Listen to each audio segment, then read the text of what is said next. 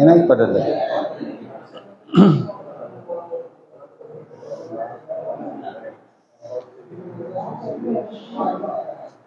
நான் சொன்னேன் இடங்கள்ல தானே இன்னைக்கு மலப்பேருக்கு உட்கார்றதுக்கு இடம் கூட போக மாட்டேன்.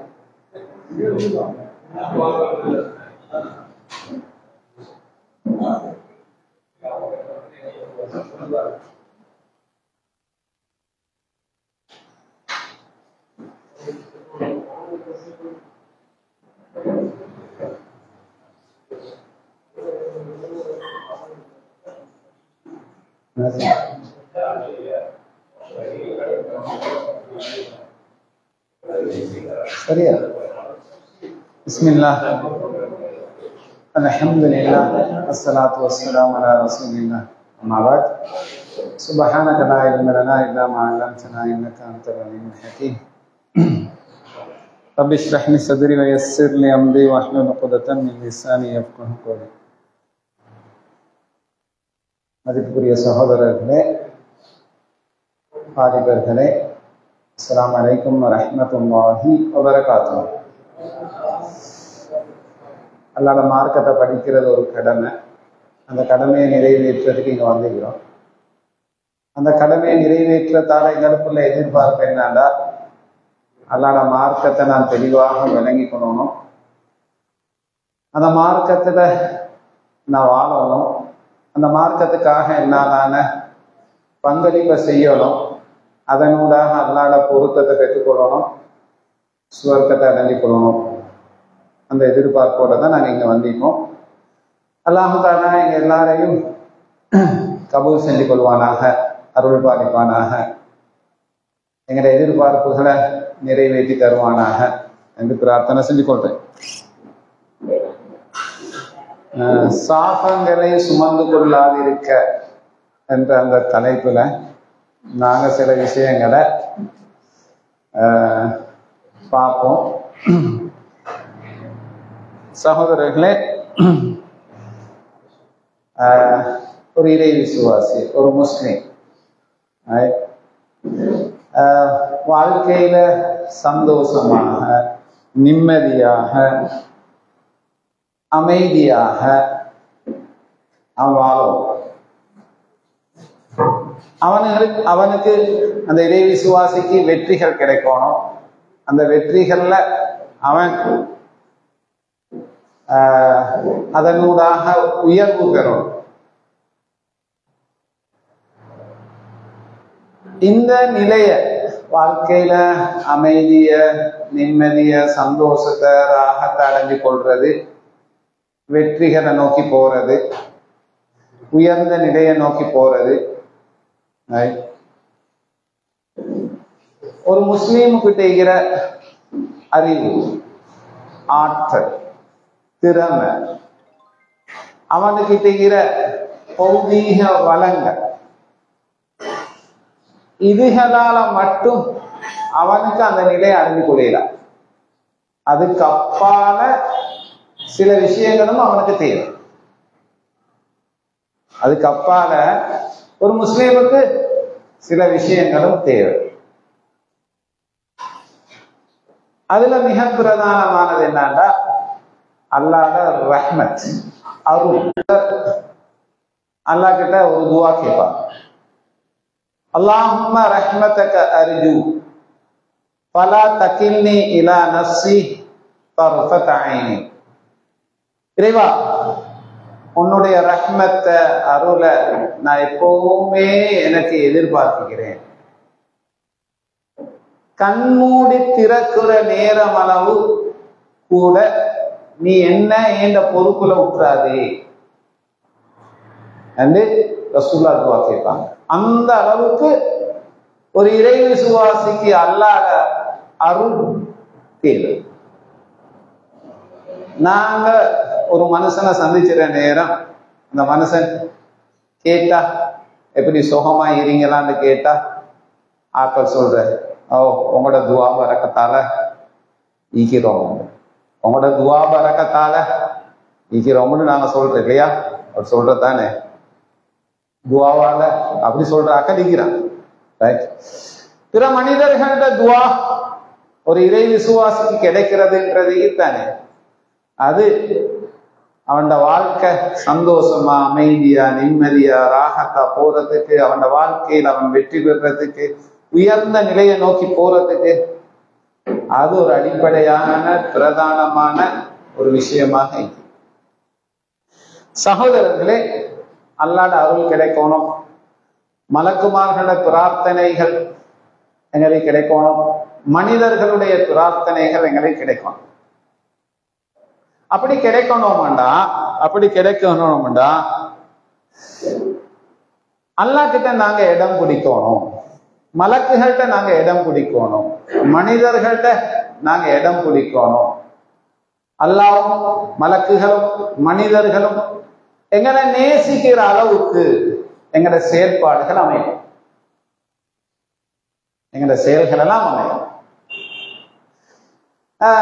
உதாரணத்துக்கு சொல்றேன், ஒரு மனுஷன் ஒரு தொழுகையை நிறைவேற்றிட்டு அந்த தொழுகைய நிறைவேற்றின நேரத்திலிருந்து அடுத்த தொழுகைய நிறைவேற்றும் வரங்காட்டியும் அடுத்த தொழுகையை எதிர்பார்த்து அதே இடத்துல அமர்ந்து இருப்பாருண்டா அவருக்கு அல்லாஹ்விடம் மலக்குகள பிரார்த்தனை இப்படி கிடைக்குதுன்னு ரசூலுல்லாஹ் சொன்னாங்க. அல்லாஹும்ம ஃபிர் லஹு வர்ஹம்ஹு, தேவா இந்த மனிதனுடைய பாவங்களை நீ மன்னிச்சிடு, இவனுக்கு மன்னிப்பு வழங்கு, இவனுக்கு அருள் பாரு. நாங்க மார்க்கத்தை படிச்சு கொண்டிருக்கிற ஒரு கடமையை நிறைவேற்று அந்த சபையில் இருக்கிறோம். மலக்குமார்களோட பிரார்த்தனை, மலக்குமார்களோட பாவ மன்னிப்பு எங்களுக்கு கிடைச்சு கொண்டு ஸல்லல்லாஹு அலைஹி வஸல்லம் சொன்னாங்க, வ இன்னல் ஆலிம ல யஸ்தக்ஃபிர் லஹு மன் ஃபிஸ் ஸமாவாதி வ மன் ஃபில் அர்த் வல் ஹீதானு ஃபீ ஜௌஃபில் மா. வ இன்னல் ஆலிம, கற்றுக்கொள்ளுகின்ற ஒரு மனிதனுக்கு, நிச்சயமாக அல்லாஹ்வுடைய மார்க்கத்தை கற்றுக்கொள்ளுகின்ற ஒரு மனுஷனுக்கு வானங்களில் உள்ள மலக்குமார்களும் பூமியில் உள்ளவைகளும் நீரின் கீழாக அல்லாஹ் கிட்ட அருள் வேண்டி, பாக்கியங்கள் வேண்டி, நலவுகள் வேண்டி, கஷ்டங்கள் நீக்க வேண்டி கேட்கிற துவா. அந்த துவாவை விட எங்களுக்காக தூரத்துல மறைஞ்சிக்கிற ஒரு மனுஷன் எங்க கண்களுக்கு முன்னால இல்லாம ஒரு ஆள் கேட்கிற துவா அல்லாஹ் கிட்ட அங்கீகரிக்கப்படுறதுக்கு வாய்ப்பு அதிகம். தூரத்திலேங்கிற ஒரு மனிதன் வெற்றிகளை பெற்று உயர்வுகளை நோக்கி போகணும்னா எங்களுக்கிட்ட இருக்கிற அறிவு, ஆற்றல், திறமை, எங்களுக்கிட்ட இருக்கிற பௌதீக வளங்களுக்கு அப்பால இன்னும் சில விஷயங்கள் தேவை. அந்த விஷயங்கள்ல வந்துதான் அல்லாஹ்வுடைய ரஹ்மத். இன்னொன்று மலக்குமார்களோட பிரார்த்தனை, உதவி, பாதுகாப்பு, அவங்களோட பாவம் மன்னிப்பு. அதே போல மனிதர்களுடைய பிரார்த்தனை. இதுகளை பெற்றுக்கொள்ளணும்டா நாங்க என்ன செய்யணும்டா எங்களோட நற்செயல்களினூடாக அவங்களோட அன்பை பெற்று அங்கே அவங்கள்ட்ட இடம் பிடிக்கிற அளவுக்கு நாங்க எங்களோட வாழ்க்கையை அமைச்சுக்கணும். அதே மறுபக்கம் ஒரு விசுவாசியுடைய செயல்கள் மோசமாகிற நேரத்துல அல்லாஹ், மலக்குகள், மனிதர்கள் வெறுக்கிற, கோபம் கொள்ளுகின்ற, சாபம் விடுகின்ற ஒரு நிலைக்கு ஒரு முஸ்லீம் வைத்திருவார். அந்த நிலைக்கு ஆளாகப்படாது. ஒரு முஸ்லீமுடைய பாவமும் சாபமும் அவனுக்கு நல்ல வாழ்க்கையை தராது. பாவத்தில் இருந்தும் சாபத்தில் இருந்தும் ஒரு முஸ்லிம் தூரமாகி வாழும்.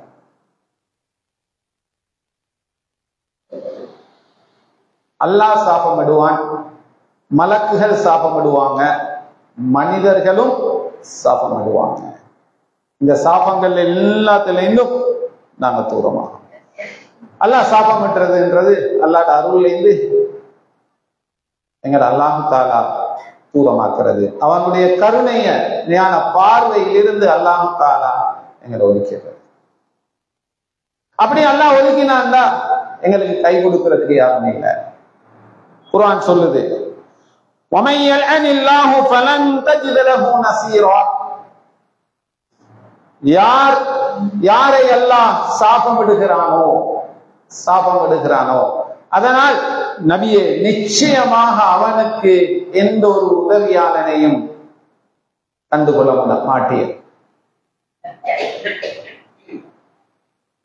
அல்லாவே கையிட்டான்டா யாருங்கிறீங்க?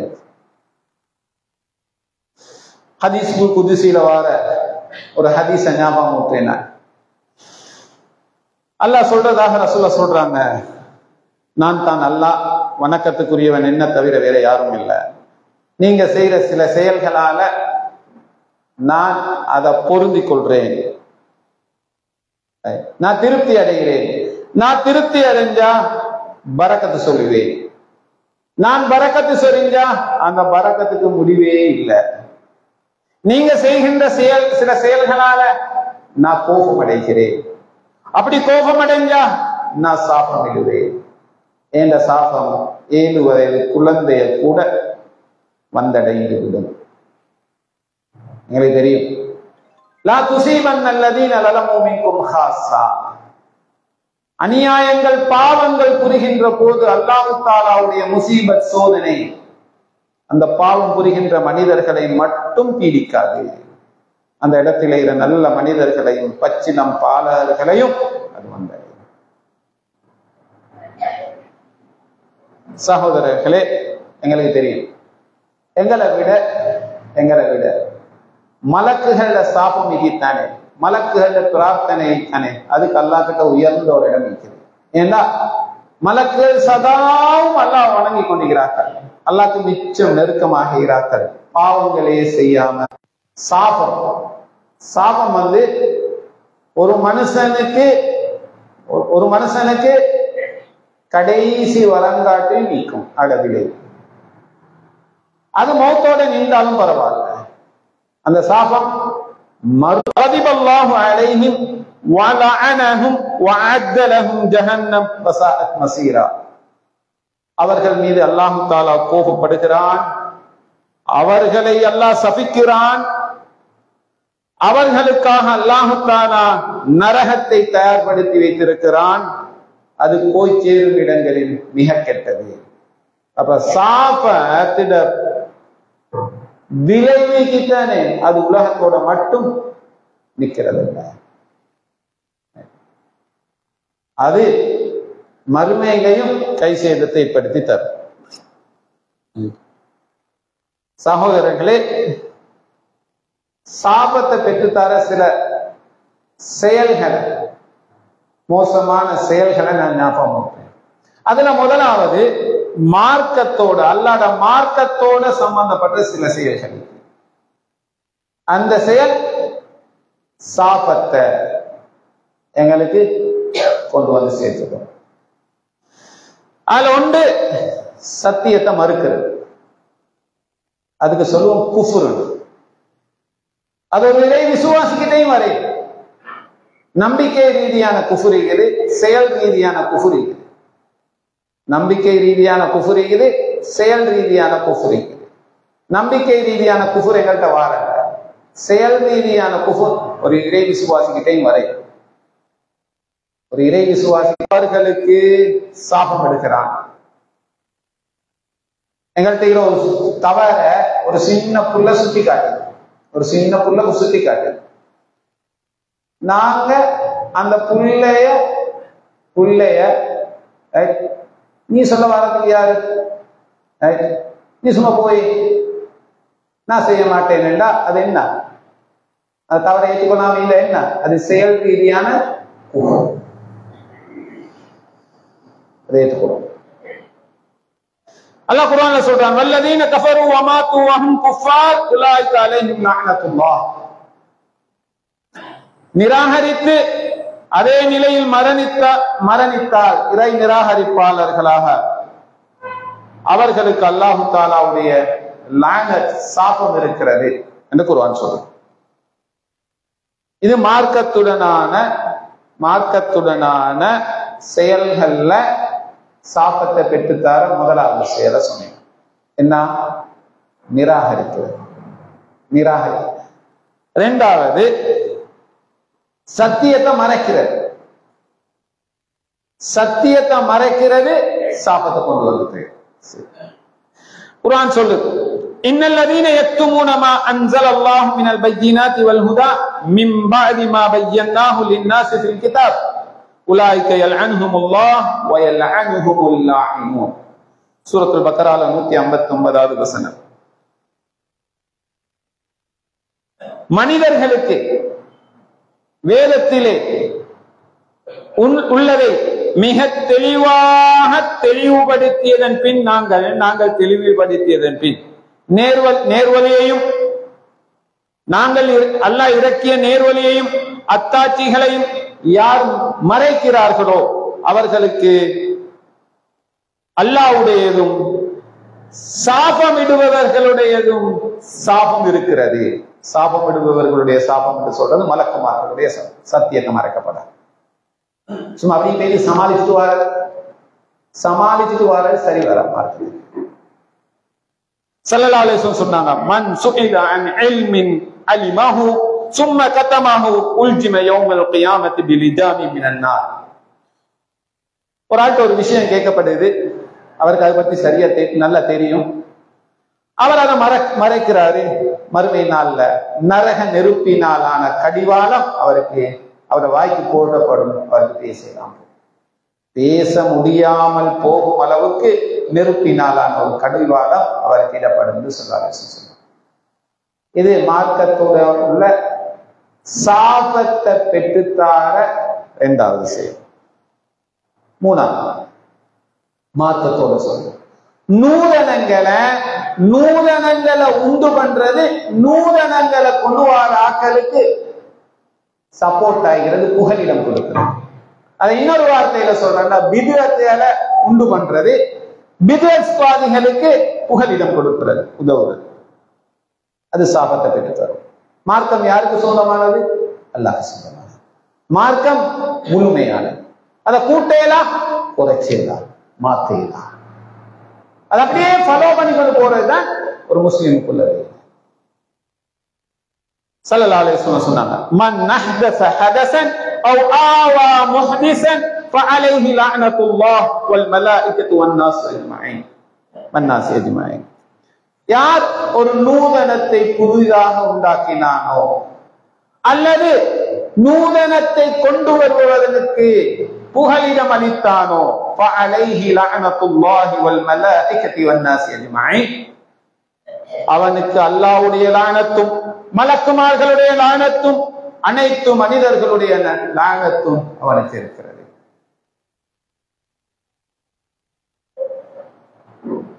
மார்க்கத்தோட உள்ள செயல்களை சாபத்தை கொண்டு வர இன்னொரு செயல் என்னன்னா, மார்க்கத்திட வளர்ச்சிக்கு மார்க்க சூழல் ஒன்றை உருவாக்குறதுக்கு தடைய போட்டுக் கொண்டிருக்கிறது, அதுக்கு இடைஞ்சலை கொடுத்து கொண்டிருக்கிறது. தான் முஸ்லிம்.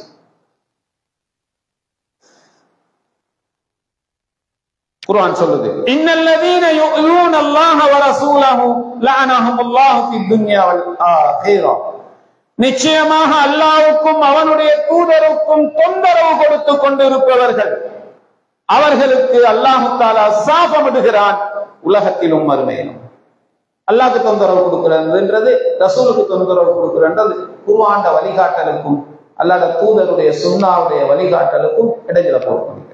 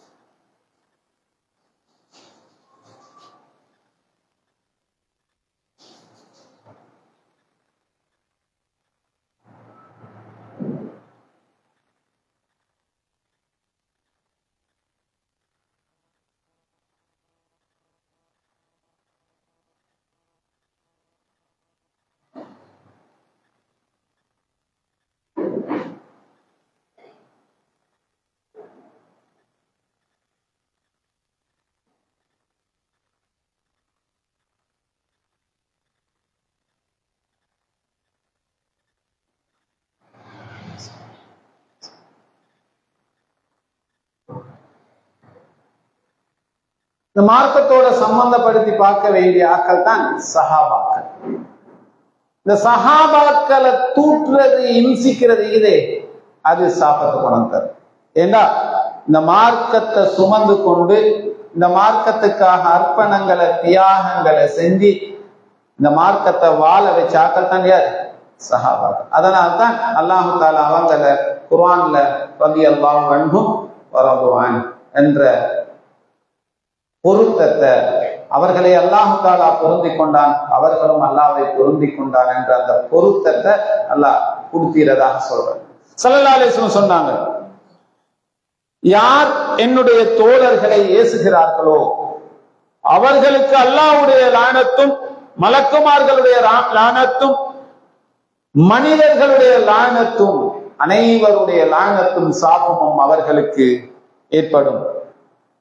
இத்தகைய மனிதர்கள் மறுமை நாளில் எத்தகைய பிரதியீட்டை இவங்க செஞ்ச இந்த ஏசின விஷயத்துக்காக எந்த பிரதியீட்டை நீதி நியாயத்தை அல்லாஹ்விடம் முன்வைத்தாலும் அல்லாஹ் தஆலா அதனை அங்கீகரிக்கவே மாட்டான். ஏண்டா அவங்க சஹாபாக்கள்ன்றது சாதாரணமான ஆக்கள் அல்ல. அவங்க இந்த மார்க்கத்தை வாழ வச்சாக்கள், இந்த மார்க்கத்தை சுமந்து கொண்டாக்கள். சோ அவங்களுக்கு அவங்களை இன்சிக்கிறது, அவங்கள தூற்றுறது அல்லாஹ் சாபத்தை ஒரு மனுஷனுக்கு கொண்டு வந்து இப்படி மார்க்கத்தோட சம்பந்தப்பட்ட செயற்பாடுகள் சாபத்தை கொண்டு வந்து தீரும். அதே போல சில பண்பாடுகள் இருக்குது, மோசமான பண்பாடுகள், அந்த பண்பாடுகள் எங்களுக்கு சாபத்தை கொண்டு வந்து. அதுல முதலாவது பொய். பொய் பொய் அல்லாஹ் குர்ஆன்ல சொல்றான், ஆல இம்ரான் 61வது வசனத்துல, فَنَجْعَلُ لَعْنَةَ اللَّهِ عَلَى الْكَاذِبِينَ, நாங்கள் அல்லாஹ்வுடைய சாபத்தை பொய்யர்களுக்கு ஆக்கிவிட்டோம், சாட்டி விட்டோம் என்று அல்லாஹ் சொல்றான். பொய் பேசுறது தானே, பொய் பேசுறது சின்ன ஒரு விஷயம் அல்ல, பொய் பேசுறது ஒரு சின்ன விஷயம் அல்ல. ஸல்லல்லாஹு அலைஹி வஸல்லம் சொன்னாங்க, ஒரு குழுவினரை சிரிக்க வைப்பதற்காக பொய்யை பேசியவனுக்கு கேடு உண்டாகட்டும், அவனுக்கு கேடு உண்டாகட்டும், அவனுக்கு கேடு உண்டாகட்டும். ஜோக்கடிச்சு பொய்க்கு ஒரு மனுஷனை சிரிச்ச வச்சிருந்தும் சாபத்தை கொண்டு. புள்ளகளோட கூட பொய்ய சம்பந்தப்படுத்திடப்படாது, பொய்க்கு ஜோக் அடிச்சிடப்படாது. அப்படி ஒன்று இந்த மார்க்கத்தில் இல்லை. அடுத்து சாபத்தை கொண்டு வந்து தார இன்னும் மோசமான இன்னொரு பண்பு, அத்துமீறி அநியாயம் இழைக்கிறது. அல்லாஹ் சூரத்துல் ஹூத் 18வது வசனத்தில் சொல்றான், அலா லஅனத்துல்லாஹி அலல் ஸாலிமீன், அறிந்து கொள்ளுங்கள் அநியாயம் இழைக்கின்றவர்களுக்கு அல்லாஹ்வுடைய சாபம் இருக்கிறது, அல்லாஹ்வுடைய சாபம் இருக்கிறது. அந்த சாபம் தான் அநியாயம் இழைக்கப்பட்டவன் வாயிலிருந்து வார துவா. அது ஒரு சாபம் தானே. அநியாயம் இழைக்கப்பட்டவன் சாபமா இடுவான், பதுவாவா செய்வான், இல்லாட்டி துவாவா கேட்பான். ஸல்லல்லாஹு அலைஹி வஸல்லம் சொன்னாங்க, இத்தகி தஅவத்தல் மظلوم فانها ليس بينها وبين الله حجاب.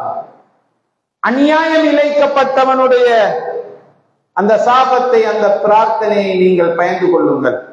ஏனென்றால் நிச்சயமாக அந்த சாபம் அந்த பிரார்த்தனைக்கும் அல்லாஹ்வுக்கும் இடையில் எந்த திரையும் கிடையாது. அது உடனே ஏற்றுக்கொள்ளும். அது எப்படி ஹதீஸ்ல வருதுன்னா, தீப்பொறி போல அது வேகமா போகும். இன்னொரு ஹதீஸ்ல எப்படி வருதுன்னா, அது மேகத்தை கடந்து, அதுக்கு தட மேகமாய்னா அந்த மேகத்தை கடந்து அது அல்லாஹ் கிட்ட விரைவாக போகும். இன்னொரு ஹதீஸ்ல எப்படி வருதுன்னா, அந்த சாபம் அல்லாஹ் கிட்ட போய் சேர்ந்தா அல்லாஹ் உறுதியிட்டு சொல்றான், அந்த அநீதம் இழைக்கப்பட்டவனை பார்த்து, நிச்சயமாக நான் உனக்கு உதவி செய்தே தீருவேன் என்று சொல்றான். மனம் நோகும்படி நடந்துட போடா, அநியாயங்கள் எங்களால் நிகழ்ந்துட போடா, அது சாபத்தை எங்களுக்கு கொண்டு வந்து தரும். அடுத்து இன்னொரு மோசமான குணம், நல்ல மனிதர்கள் மீது அவதூறு சொல்றது, படுதூறு சொல்றது, விஷயங்களை தெரியாம அப்படி பேசியிருக்கிறது. குர்ஆன் சொல்லுது, சூரத்து நூர்ல 23வது வசனம், இன்னல்லதீன யர்மூனல் முஹ்ஸனாத் அல்-காஃபிலாத் அல்-முஃமினாத் லுஇனு ஃபித் துன்யா வல் ஆখিরা. நிச்சயமாக விசுவாசிகளான அப்பாவிகளான கற்புள்ள பெண்கள் மீது அவதூறு சொல்வது, யாரெல்லாம் அப்படி அவதூறு சொல்கிறார்களோ அவர்களுக்கு உலகத்திலும் மறுமையிலும் கவனமாய்க்கும். சும்மா அல்லாத மலக்குமார்கள சாபத்தை எங்களுக்கு அப்படியே கொண்டு வந்துட்டார். அடுத்த ஒரு மோசமான குணம் தான் கருமித்தனம், கஞ்சத்தனம். மார்க்கத்துக்காக, ஏழை எளியவர்களுக்காக செலவழிக்கிறதுக்கு வாய்ப்புகள் வார நேரம், கையில் அதை ஈகிற நேரம் கொஞ்சமான கொடுக்கிறோம், கொஞ்சமான கொடுத்துரும். அப்படி கொடுக்காம கையை பொத்தி கொள்றதுக்கு தானே அது சாபத்தை கொண்டு செய்யும். அது மலக்குமார்களுடைய சாபத்தை எங்களுக்கு கொண்டு சேர்த்துடும். ஸல்லல்லாஹு அலைஹி வஸல்லம் அவர்கள் சொன்னார்கள், அடியார்கள் கண் விழிக்கின்ற ஒவ்வொரு காலை பொழுதிலும் 2 மலக்குமார்கள் வானத்தில் இருந்து இறங்குகிறார்கள். அதில் ஒரு மலக்கு அல்லாஹ்விடம் பிரார்த்திக்கிறார், கூறுகிறார், இறைவா, யாரெல்லாம் செலவு செய்கிறார்களோ நல்ல வழிகளிலே அவர்களுக்கு பின்னால் தொடர்ந்து நீ கொடுத்து கொண்டிருப்பாயாக. அடுத்த மலக்கு சொல்றார், இறைவா, யாரெல்லாம் செலவு செய்யாது அப்படியே பொத்தி வைத்துக் கொள்கிறார்களோ அவர்களுக்கு அழிவை ஏற்படுத்துவாயாக, அவர்களுடைய செல்வத்தில் அழிவை ஏற்படுத்துவாயாக என்று அவர் சொல்லிக் கொண்டிருக்கிறார். இந்த குணம், கருமித்தனம் ஒரு முஸ்லிமுக்கு சரி வரா, கருமித்தனம் சரி வரா. அதே போல வாக்கு மீறுறது, அமானித மோசடி செய்யறது, இதுவும் சாபத்தை ஒரு முஸ்லிமுக்கு கொண்டு வந்து சேர்த்தது. ஸல்லல்லாஹு அலைஹி வஸல்லம் சொன்னாங்க, வாக்குறுதி அளிச்சா, முஸ்லிம்களுக்கு வாக்குறுதி அளிச்சா அது ஒரு வாக்குறுதி தான், அது வாக்குறுதி தான். யார் வாக்குறுதிகளை மீறி அமானித மோசடி செய்கிறார்களோ அவர்களுக்கு அல்லாஹ்வுடையதும் மலக்குமார்களுடையதும் மனிதர்களுடையதும் அனைவருடையதும் சாபம் அவர்களுக்கு உண்டாகிவிடும். வேண்டு கொடுத்தா செய்யும், பொறுப்பு எடுத்தா செய்யும், பொருள் எடுத்தா அதை பாதுகாக்கும், இல்லாது சும்மா சாபம் வரும். அல்லாத சாபம் எங்களுக்கு வந்து, மலக்குமார்களுடைய சாபம் எங்களுக்கு வந்து. அவனிடம் இருந்து மறுமை நாளில் அல்லாஹு தஆலா எந்த ஒரு பிரதி உபகாரத்தையும் எந்த நீதி நியாயத்தையும் அவன் முன்வைத்தால் அதனை அல்லாஹ் ஏற்றுக்கொள்ளவே மாட்டான். சகோதரர்களே, இந்த மோசமான பண்பாடுகள் அதனால ஒரு மனுஷனுக்கு சாபங்கள், அதோட சம்பந்தப்பட்ட விஷயங்கள்ல சாபம் வந்து சேர்ற நிலை வந்து. அடுத்து மூணாவது பகுதி, அல்லாஹ் அழகாக படைச்சு வச்சுக்கிற இந்த சூழலுக்குத்தானே, நாங்க உருவாக்கி வச்சுக்கிற சூழலுக்குத்தானே, அந்த சூழலோட சம்பந்தப்பட்ட மோசமான செயற்பாடுகள் சாபம். கவனமாயிருக்கும். ஒரு இடத்துல உள்ள அமைதியை குழப்புறது, அமைதியா விஷயங்கள் நடந்து கொண்டே, அமைதியா ஊர் பேச்சு கொண்டே, அமைதியா ஒரு வேலை நடந்து கொண்டே குழப்பப்படாது. அது முடிஞ்சது போல பேசி இதாய்ப்பட இடையில குழப்பிடப்படாது. ஏன்னா எப்பயுமே அல்லாஹ் அமைதியான, அல்லாஹ்ட திருநாமங்கள்ல வந்து சலாம், சலாமண்டா அமைதி, சாந்தி, குழப்பப்படாது. அல்லாஹ் அமைதியை தான் எப்பயுமே விரும்புறாரு, குழப்பத்தை அல்லாஹ் விரும்புறது இல்லை. அல்லாஹ் குர்ஆன்ல சொல்றான், சூரத்து ராத் 25வது வசனத்துல, வயுஃப்ஸிதூன ஃபில் அர்த் உலாயிக லஹும் அல்-லஅனத்து வ லஹும் சூஉத் தார். அவங்க பூமியில குழப்பங்களை ஏற்படுத்துறாங்க. அப்படி குழப்பங்களை ஏற்படுத்துகின்ற அவர்களுக்கு சாபம் இருக்கிறது, லானத் இருக்கிறது. அவங்க போயிட்டு சேர்ற வீடு மிக மோசமானது. எந்த வீடு? மறுமையின் வீடு மிக மோசமானது என்று அல்லாஹ் குர்ஆன்ல சொல்றான். அசுத்தப்படுத்தப்படாது. இந்த இயற்கை வளங்களுக்குத்தானே சூழல் அசுத்தப்படுத்தப்படாது. கொஞ்சம் கவனமாய்க்கும். ஸல்லல்லாஹு அலைஹி வஸல்லம் சொன்னாங்க, இத்தகுல் லஆனைன் قالوا وما اللعانان قال الذي يتخلى في طريق الناس او في ظلهم. சாபத்துக்கு உள்ளாகிய 2 மனிதர்கள் இருக்கிறார்கள். அந்த ஆக்கல்ல நீங்க ஆகிறாதைக்கோ, அல்லாஹ் பயந்துக்கோ. சஹாபாக்கள் கேட்டாங்க, யார் அப்படி சாபத்துக்கு உள்ளாகிற 2 மனிதர்கள்?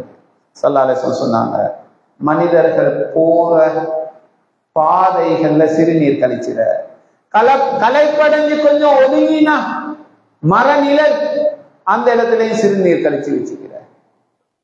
இது சிறுநீரோட மட்டும் சம்பந்தப்படா.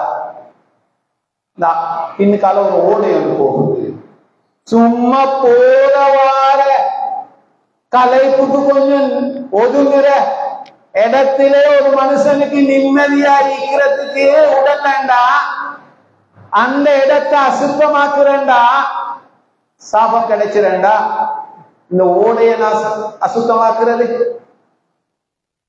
வீட்டுல சேர்ற கழிவு பொருள் எல்லாம் பஸ்ஸுக்கு நிக்கிற இடத்துல கொண்டு அப்படியே வச்சுட்டு போறது, அதை நாய் இழுத்து போடுறது.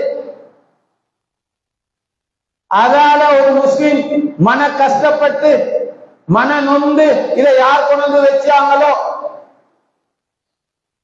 அப்படின்னு பேசின, அது சாபம், அது சாபம்.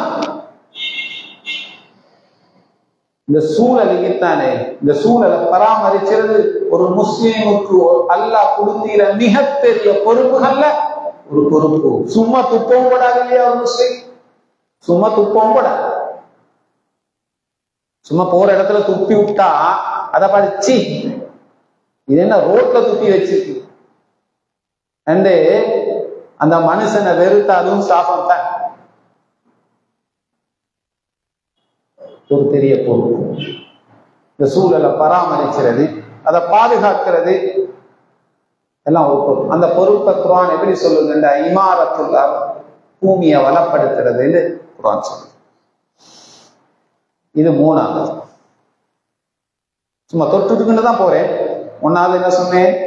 மார்க்கத்தோட சம்பந்தப்பட்டது, மோசமான செயற்பாடுகள் சாபத்தை கொண்டது.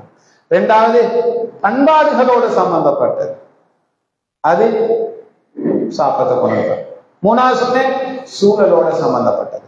4வது மனிதர்களுடைய உரிமைகள் கடமைகளோட சம்பந்தப்பட்டது. அந்த மோசமான செயல்கள் சாபத்தை கொண்டது. ஒரு மனுஷன் சுதந்திரமா அங்கால இங்கால நடமாடுறதுக்கு அவனுக்கு உரிமை இருக்குது இல்லையா? உரிமை தானே. ஸல்லல்லாஹு அலைஹி வஸல்லம் சொன்னாங்க, மன் அஷார இலா அஹீஹி பிஹதீதத்தின் فإن الملائكة تلعنه حتى يدعه وإن كان أخاه لأبيه وأمه. ஒருவர் தன் சகோதர மனிதனை நோக்கி ஓர் இரும்பு துண்டை காண்பித்தால் கூட அச்சேலை விட்டுவிடும் வரை வானவர்கள் அவனை சபிக்கிறார்கள். சும்மா ஒரு கத்தியோட ஆயுதம் கொண்ட காட்டி இப்படி பயன்படுத்தாது தானே சாப்பிட சும்மா காட்டப்படாது ஒரு முஸ்லிம். ஏன்னா அவன் நிம்மதியா சந்தோஷமா சுதந்திரமா இருக்கும், அது அவன் உரிமை. அச்சுறுத்தப்படாது, சும்மா யாரையும் அச்சுறுத்தப்படாது. அது அல்லாஹ்வுடைய மலக்குமார்கள சாபத்தை கொண்டு செய்யும். எத்தனையோ பொறுப்புகள்ல கடமைகள்ல நாங்க வாழ்ந்து கொண்டிருக்கிறோம். அந்த பொறுப்புகள் கடமைகள்ல நாங்க குறை செய்யப்படாது, உரிமைகள்ல கை வைக்கப்படாது. அது சாபத்தை கொண்டு தந்துடும். உதாரணத்தை கொண்டு சொல்றேன். கணவன் மனைவிக்கு செய்ய வேண்டிய கடமைகள் உரிமைகள், மனைவி கணவனுக்கு செய்ய வேண்டிய கடமைகள் உரிமைகள். ரசூலுல்லாஹி ஸல்லல்லாஹு அலைஹி வஸல்லம் சொன்னார், ஒரு மனிதன் தன்னுடைய மனைவியை தனது விருப்புக்கு அழைத்து அதனை அவள் மறுத்து அவன் வெறுப்படைகின்ற நிலையில் அவள் காலை பொழுதை அடைவாள் என்றால் அவளுக்காக மலக்குமார்கள் காலை வரை சாபமிட்டுக் கொண்டிருக்கிறார்கள். இது கணவன் மனைவியோடு உள்ள உரிமை கடமை. இதை போல எல்லா கடமையும் உரிமைகள் கடமைகள்ல நாங்க கைய வச்சிடப்படாது, அதுல குறை செஞ்சிடப்படாது. அதை என்னத்தை கொண்டு வந்து சேர்க்க வேண்டாம், சாப்பத்தை கொண்டு வந்து சேர்க்கும். சாப்பிட்டுட பாரதூரத்தை நான் கூட சொன்னேன். சகோதரர்களே, சாபம்ன்றது ஒரு மூமியில பண்பல்ல. சாபம் இடப்படாது. ஸல்லல்லாஹு அலைஹி வஸல்லம் சொன்னாங்க, ஒரு அடியான் சாபம் விட்டா அந்த சாபம் அப்படியே வானத்தை நோக்கி போகுமா. எங்க அது பேசி சேரையில் வானத்து வாசல்கள் எல்லாம் மூடப்பட்ட பிறகு அந்த சாபம் பூமியை நோக்கி வரும். பூமியில உள்ள வாசல்கள் எல்லாம் மூடப்பட்ட பிறகு எல்லா வலது இடது எல்லா பக்கத்துக்கும் அது போகுமா. போனா அந்த சாபம் பீடிக்க வேண்டிய பொருத்தமான ஒரு இடம் கிடைக்கல் வேண்டாம், ஒரு ஆள் கிடைக்கல் வேண்டாம். சரி, அதை என்ன செய்ய வேண்டாம், அப்படி ஒரு இடம் கிடைக்கல் வேண்டாம். அந்த சாபம் யாருக்கு இடப்பட்டுச்சோ அவனை நோக்கி வந்து வச்சு சேரணும். அந்த சாபத்துக்கு அவன் மிச்சம் பொருத்தமான தகுதியான ஆளா இல்ல. வானத்தை நோக்கி போகும், வானத்து வாசல்கள் எல்லாம் மூடப்படும். பூமியை நோக்கி வரும், பூமிய வாசல்கள் எல்லாம் மூடப்படும். பூமியில வலது இட எல்லா பக்கத்துக்கும் போகும். எங்கேயுமே கிடைக்கலன்னா சாபம் இடப்பட்டவனிகிறானே அவன் அதுக்கு தகுதியாயிருந்தா அவனோட வீட்டு அந்த சாபம் சரி. அவன் அதுக்கு பொருத்தம் இல்லைண்டா யாத வாயால சாபம் வந்துச்சோ அந்த சாபம் அவருக்கு சரி. யாரோட வாயால் அந்த சாபம் வந்துச்சோ அந்த சாபம் அவருக்கு வந்து சரி. எப்படி ஹதீஸ்களில் தானே எப்படி ஒரு முஸ்லீமை பார்த்து காஃபிர்னு சொல்லிடப்பட அவன் அதுக்கு தகுதியானவனா இல்லைன்னா அது யாருக்கு ரிட்டர்ன் ஆகும், அவனுக்கு ரிட்டர்ன்.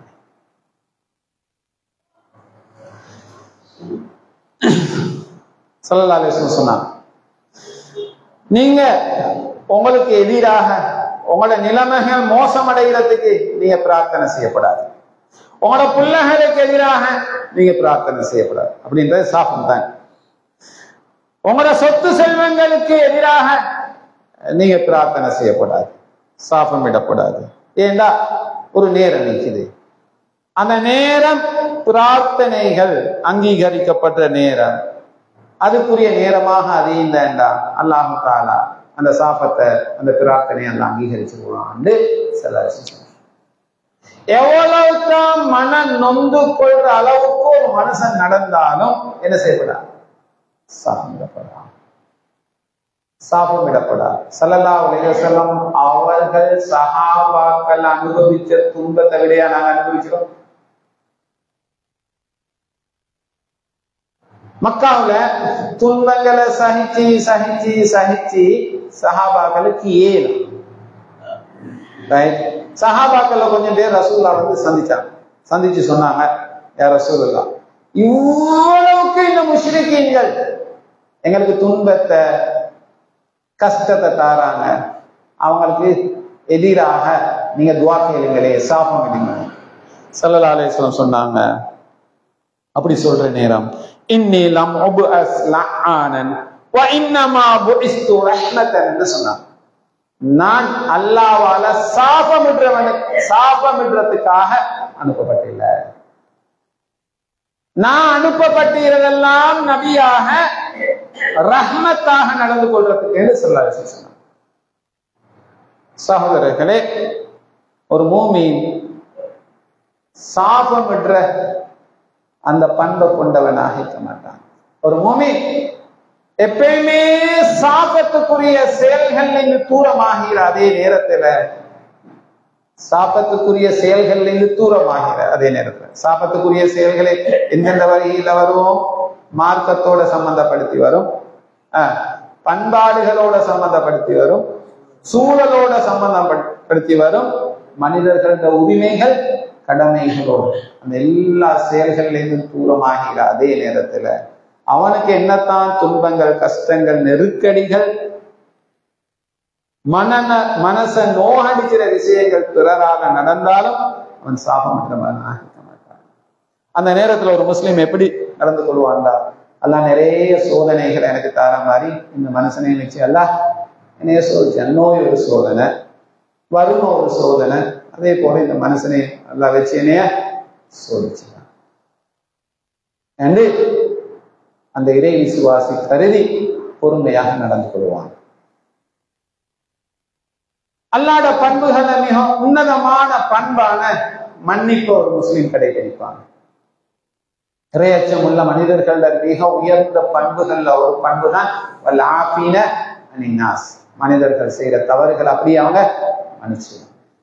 அடுத்துதான் அப்படி நோவினைகளை, கஷ்டங்களை தார ஆக்களுக்காக ஒரு முஸ்லிம் சாபமிட மாட்டான், துஆ கேட்பான். அத வணக்கமாக ஒரு முஸ்லிம் மாற்றிக் கொள்வார். சாபமிட்டா நன்மை கிடைக்கிறேன் எங்கேயுமே வந்து இல்லை. அந்த சாபம் பொருத்தமாக அமையலண்டா உரியவருக்கு அந்த சாபம் இவருக்கு ரிட்டர்ன் ஆகும்தான் ஹதீஸ். ஆனா துஆ கேட்டா அது வணக்கமாக மாறும். துஆ கேட்டா அது வணக்கமா. ஸல்லல்லாஹு அலைஹி வஸல்லம் அவங்களும் அவனோட வாழ்க்கையில இந்த மார்க்கத்தை சொல்ற நேரம் எத்தனையோ மனிதர்களால கஷ்டங்களுக்கு, நெருக்கடிகளுக்கு உள்ளாகி ஸல்லல்லாஹு அலைஹி வஸல்லம் என்ன செஞ்சாங்க? அந்த சந்தர்ப்பத்துல எல்லாம் துஆ தான் கேட்கிறாங்க. நாங்களும் அவருக்காக துஆ கேட்கிற ஒரு நிலையை உருவாக்கி கொள்ளணும். இதுதான் இந்த தலைப்புக்குள்ள நாங்க பார்த்து கொள்ள வேண்டிய விஷயம். வல்ல நாயன் அல்லாஹ் தஆலா சாபங்களை சுமந்து கொள்ற ஆக்களாக எங்களை ஆக்கிடப்படாது. சாபத்துக்கு ஆளாகிற எல்லா செயல்களிலும் நாங்க எங்களை கூறணும். சாபமிடுகின்ற மனிதர்களாகவும் நாங்க எங்களை ஆக்கிக்கொள்ளப்படாது. அல்லாஹ் தஆலா கருணையோட அருளோட வாழுகின்ற அந்த மனிதர்கள்ல என்னையும் உங்களையும் ஆக்கி அருள்வானாக. அவன் அருளை பெற்றுக் கொள்கின்ற மனிதர்களாக எங்களை ஆக்கி அருள்வானாக. மலக்குமார்களுடைய பிரார்த்தனைகளை பெற்றுக்கொள்ற மனிதர்களாக அல்லாஹ் தஆலா எங்களை ஆக்கி அருள்வானாக. மனிதர்களுடைய பிரார்த்தனைகளை பெற்றுக்கொள்ற மனிதர்களாக, அந்த நல்லடியார்களாக அல்லாஹ் தஆலா என்னையும் உங்களையும் ஆக்கி அருள்வானாக. ஆமீன் ஆமீன். வஆஹிரு தஅவானா அல்ஹம்துலில்லாஹி ரப்பில் ஆலமீன். அஸ்ஸலாமு அலைக்கும் வரஹ்மத்துல்லாஹி வபரகாத்துஹு.